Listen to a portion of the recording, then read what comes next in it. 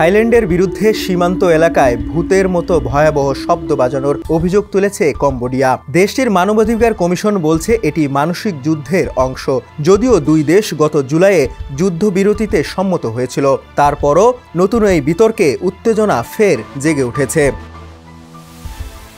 কম্বোডিয়ার সাবেক প্রধানমন্ত্রী ও বর্তমান সিনেট সভাপতি হুন সেন ফেসবুক এক পোস্টে জানিয়েছেন, মানবাধিকার কমিশন এই ঘটনায় জাতিসংঘের মানবাধিকার হাইকমিশনার ভলকার টুকরের কাছে অভিযোগ পাঠিয়েছি।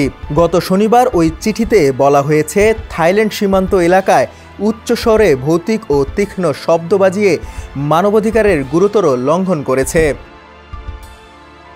কম্বোডিয়ার মানবাধিকার কমিশন দাবি করছে, সীমান্তবর্তী গ্রামগুলোর স্থানীয় প্রশাসন ও বাসিন্দাদের কাছ থেকে পাওয়া তথ্য অনুযায়ী থাই সেনারা রাতে লাউড স্পিকারের মাধ্যমে ভূতের মতো আর্তনাদ ও বিমান ইঞ্জিনের আওয়াজ বাজাচ্ছে।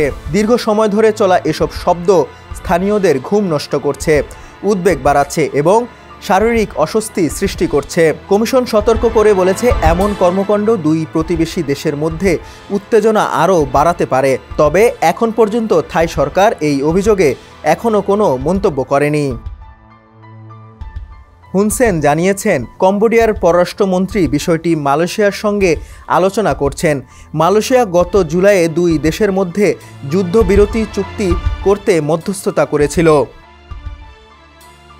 ডেস্ক রিপোর্ট, সমকাল।